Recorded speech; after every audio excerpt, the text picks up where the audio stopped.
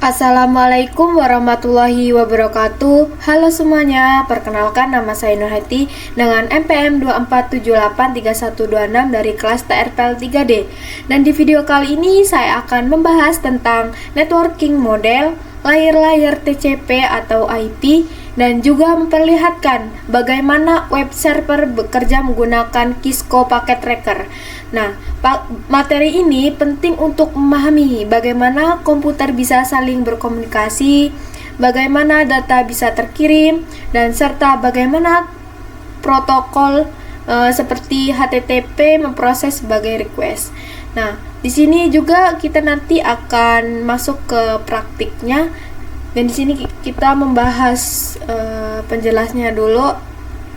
Nah, di sini ada penjelasan dari networking model. Nah, networking model ini networking model ini adalah aturan yang mendefinisikan bagaimana komputer bisa saling berkomunikasi. Ada dua jenis, yaitu di sini ada TCP atau IP dan OSI. Nah, OSI ini model dibentuk oleh ISO atau International Organization for Standardization. Nah, sedangkan TCP/IP model ini dibuat oleh US Department of Defense atau DOD. Nah, sekarang yang di sini yang paling banyak itu digunakan hanya TCP/IP. Nah, setelah ada TCP/IP dan OSI, sebuah vendor menggunakan networking model yang sama, yaitu TCP/IP. Nantinya ini berkomunikasi antara vendor agar lebih mudah. Dan di sini ada TCP/IP, itu merupakan pendefinisian suatu protokol agar antara komputer bisa berkomunikasi dengan mudah. Setiap networking model dipecah menjadi bagian kecil yang disebut dengan layer. Nah, ini digunakan untuk memahami networking model. Dan di sini ada di TCP/IP itu terdiri dari 5 layer. Ada application, dan di sini ada transport dan network dan data link physical. Oke, di sini pembahasan yang kedua. Di sini saya akan membahas layer-layer TCP/IP dan application dan transport, ada network dan data link physical. Oke. Nah, di sini kita akan menjelaskan fungsi dari application layer. Ada itu menjembatani antara aplikasi dan networking. Contohnya itu di sini ada HTTP. Nah, HTTP-nya ini digunakan ketika kita mengakses web server. Misalnya ada cleanrect ke web.com. Nanti web servernya ini akan membahas request. Yang requestnya ini berisi pembalasan, itu ada HTTP header, ada beberapa informasi di antaranya. Status contohnya itu ada 200, lalu oke, artinya itu request dari clean itu berhasil. Contohnya itu di sini ada status lain 44 not found. Ini adalah ketika clean melakukan request yang tidak ditemukan, nantinya web servernya ini akan memberikan data. Data ini adalah cara kerja dari HTTP. Oke, yang selanjutnya itu yang ketiga ya. Yang ketiga itu adalah application layer. Nah, di sini saya akan mempraktekkan. Dan di sini saya akan membuka aplikasi Cisco Packet Tracker-nya dulu. Kita ketik Cisco Packet Tracker, lalu kita buka. Kita tunggu.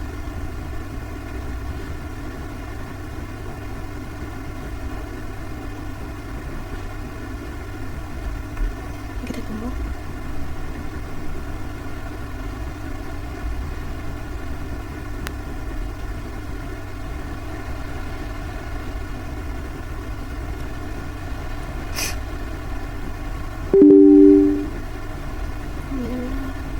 Kita login. login. Harus login terus ya. Udah. Oke, di sini kita sudah masuk ke aplikasinya, dan di sini kita masuk ke bagian advance. Kita memilih PC 1, kita pilih dulu, kita memilih PC 1. Kalau kita filter bagian sini, yang 2 itu kita mencari servernya. Oke.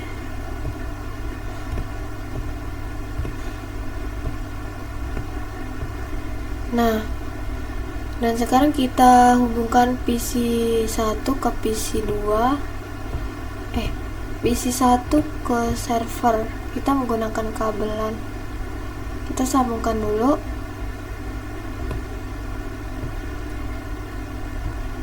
Nah, di sini sudah tersambung, dan ada FA0, dan FA0 ini adalah namanya.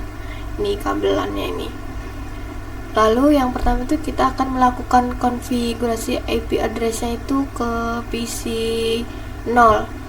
Kita klik, lalu kita buka ke bagian desktop, lalu kita IP address-nya itu adalah 192.168.1.1. Oke, sudah. Lalu kita ke bagian IP servernya. Nah, kita pencet ke bagian desktop.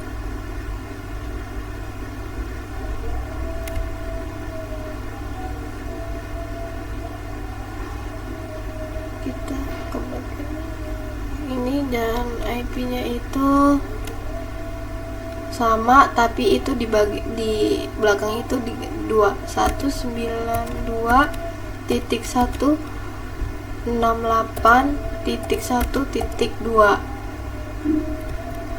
Nah, sudah.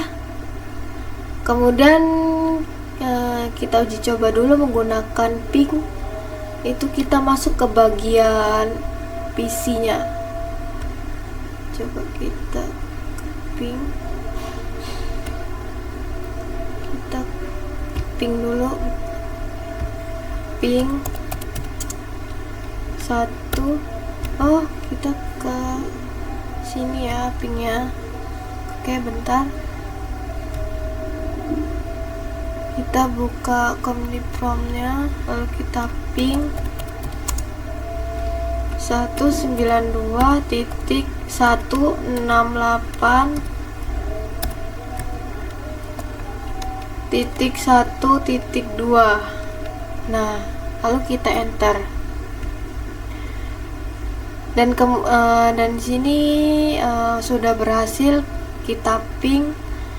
Lalu lanjut ke bagian aplikasi layar HTTP-nya atau web servernya. Nah, kita buka ke bagian web servernya, kita klik. Ini hapus dulu, kita close. Nah, kita klik, lalu kita ke bagian web browser. Kita ke bagian servisnya dulu. Nah, lalu kita di sini memilih HTTP. Kita memilih HTTP. Nah, kita udah memilih. Lalu kita on kan. Ini kok tidak kelihatan.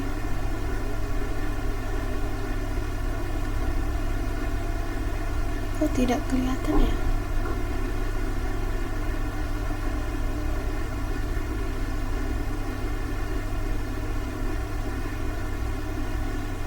Ini tidak kelihatan. Coba bentar. Tidak kelihatan, jir. Dia aku potong.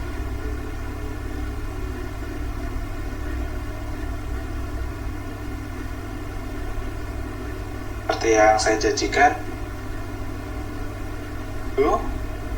Nah, perhatikan. Ya. Kemudian di sini ada tab service. Jadi kita masuk ke service. Selanjutnya di sini ada Sini sudah on ya. Ini kenapa? Oh, ini on. Udah on. Oke.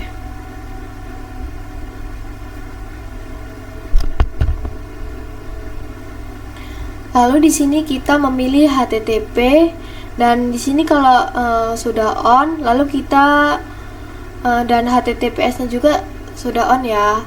Nah, di sini jadi HTTP ini adalah versi tidak secure atau web server, sedangkan HTTPS ini adalah versi secure-nya web server. Nah, sekarang kita kembali ke PC, kita masuk ke bagian desktop web server, bentar. Lalu kita pencet PC, kita bagian web server.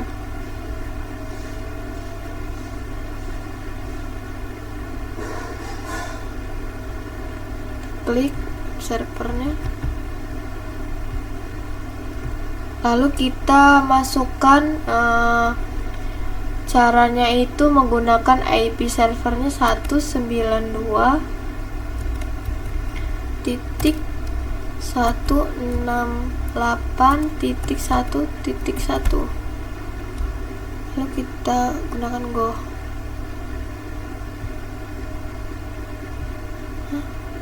Kok tidak mau ya? Coba kita ulangin lagi.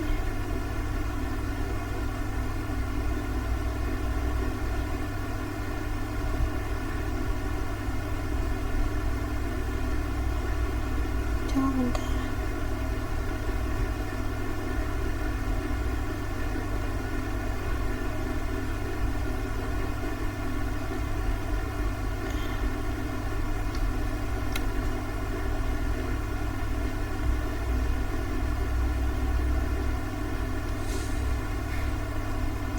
Kok tidak mau? Coba bentar. Ke desktop, IP-nya sudah benar. Oke, coba kita ulangin.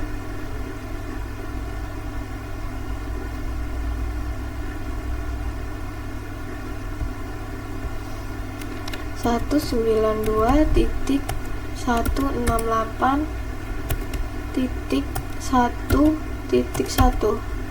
Kita lalu Go. Oke, nah di sini ada tampilan suatu website dari server. Nah, ini dari server ini ya. Nah, ini adalah gambaran bagaimana suatu web server bekerja. Jika kita mau coba itu ganti tampilan, kita masuk ke servernya dulu. Nah, lalu kita ke service. Nah, di sini ada index. Nah, di sini kita ke bagian HTTP, lalu kita di bagian HTTP itu paling bawah itu ada index.html, lalu kita klik. Nah, kita klik bagian edit. Kalau kita mau edit tuh bisa ya, kita klik bagian edit, dan di sini kita ganti sesuai kita coba kita ganti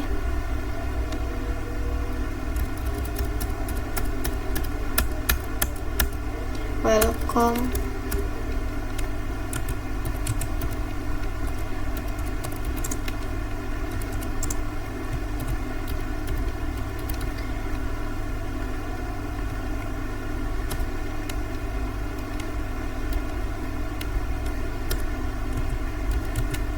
Nah, udah, lalu kita pencet save.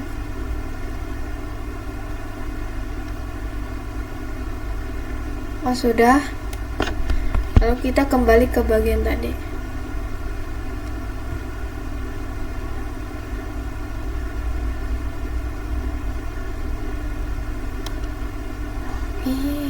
Bentar, nge-lag.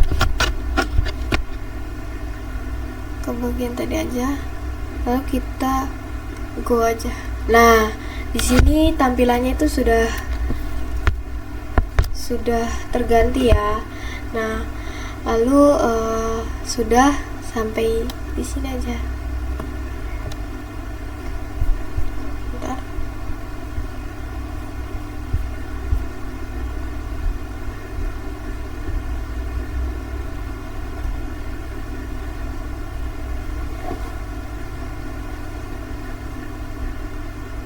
coba kita ulang lagi.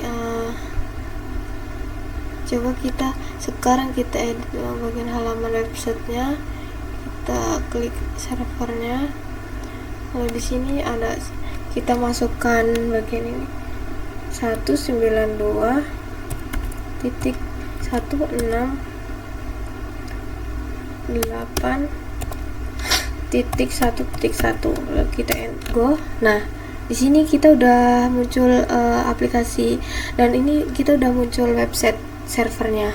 Nah, lalu kita di sini kalau kita akan mengganti halaman websitenya itu, kita masuk ke bagian servernya, kita klik. Nah, di sini kita pencet server. Nah, lalu di sini ada HTTP. Nah, di bawahnya itu ada index.html, kita klik yang bagian edit. Nah, kita di sini akan mengganti welcome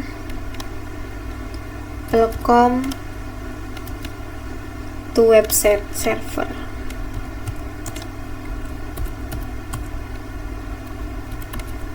Web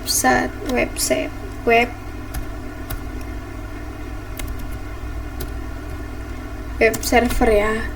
Nah, di sini lalu kita klik save. Yes.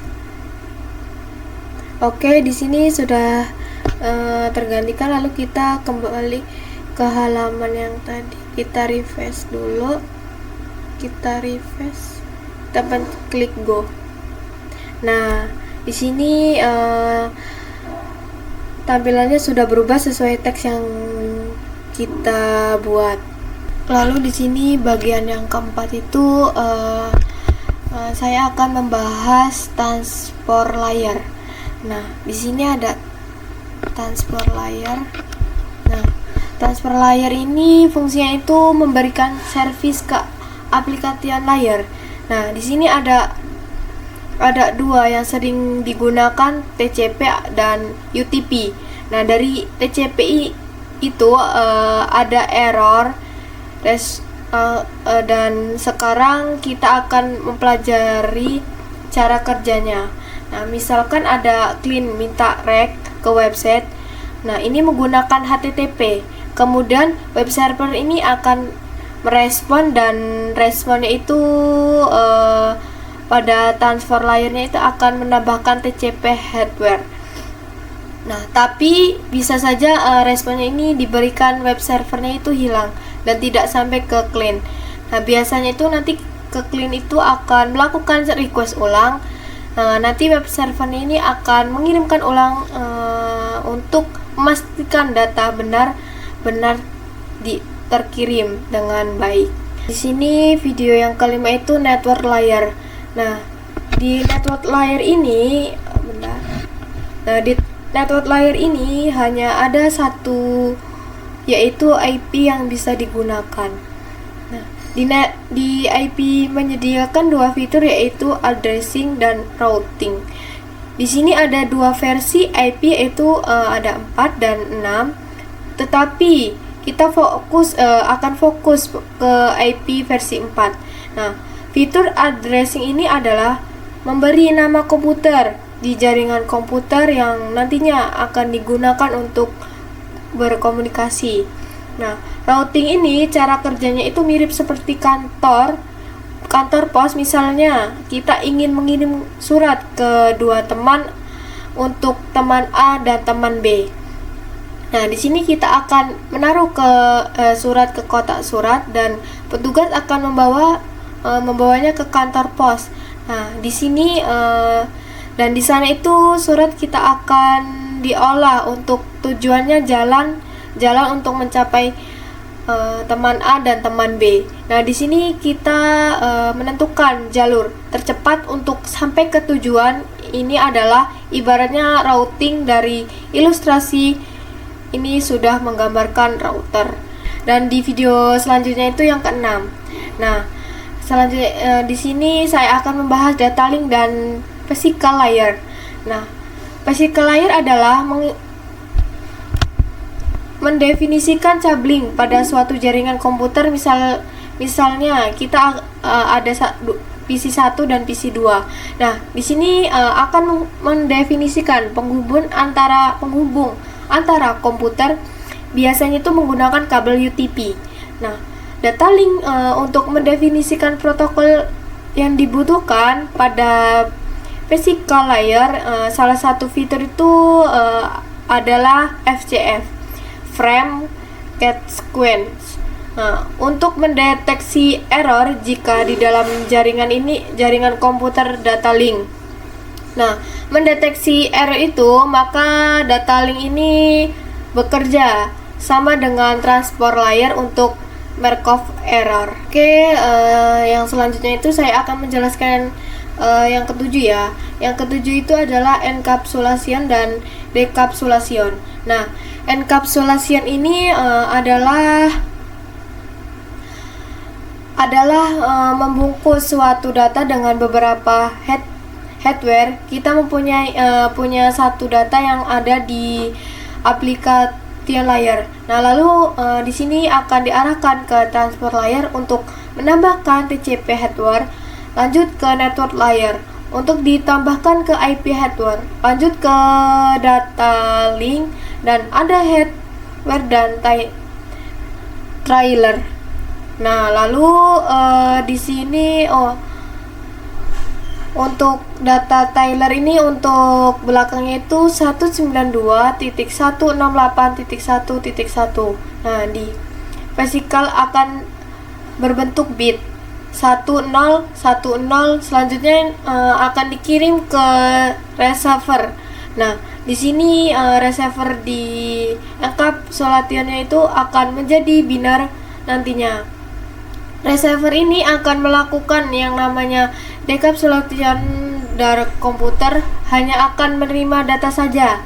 Jadi kesimpulannya itu encapsulation membungkus data selingnya dengan beberapa hardware sampai membentuk suatu bit, dan ketika sampai di receiver nanti bitnya akan di decapsulation agar menjadi data kembali. Oke, di video yang ke-8 itu kita akan membahas tentang nama-nama data. Nah, di sini ada di application itu disebut dengan data. Ini data. Oke. Ini disebut dengan data. Dan di transfer layer disebut dengan subnet nih, dan di transfer dan di network layer akan disebut dengan IP packet, dan untuk data link disebut dengan frame. Nah, di situ juga ada di physical itu akan disebut dengan biner. Dan di video yang terakhir itu video yang ke-9 ya. Nah, di sini ada perbandingan TCP/IP dan OSI. Nah, oke. Nah, di sini seperti yang saya jelaskan tadi, di saat ini yang bisa digunakan tuh hanya TCP/IP. Tapi OSI ini model lebih mudah untuk mempelajari orang. Nah, OS ini model dan TCP/IP tidak jauh berbeda. Perbedaan layarnya ini di OSI ada 7 model. Ada application, ada presentation, ada session, ada transport, ada network, ada data link, dan ada physical. Nah, sedangkan di TCP/IP ini ada 5 model, yaitu ada application, transport, network, data link, physical. Nah, jadi dari OSI ini dan TCP/IP ada 5 layer yang sama. Dan untuk penanaman mesh-nya itu juga berbeda. Untuk di OSI itu namanya PDO. Kalau di TCP/IP itu ada data bit, paket, dan lain-lain. Tetapi untuk saat ini yang digunakan hanya TCP/IP, dan OSI-nya itu digunakan untuk orang-orang biasanya baru belajar. Baik, itulah pembahasan mengenai cara kerja web server pada Cisco Packet Tracker melalui dari konfigurasi IP, menguji koneksi, hingga mengakses dan mengedit halaman web melalui HTTP. Nah, terima kasih. Saya juga ingin meminta maaf jika banyak salah, banyak kurangnya dan dalam menyampaikan materi ini. Nah, saya masih dalam proses belajar dan saya ingin terus memahami lebih dalam tentang jaringan komputer serta layanan-layanan yang ada di dalamnya. Nah, semoga bermanfaat dan di sini saya akhiri. Wassalamualaikum warahmatullahi wabarakatuh.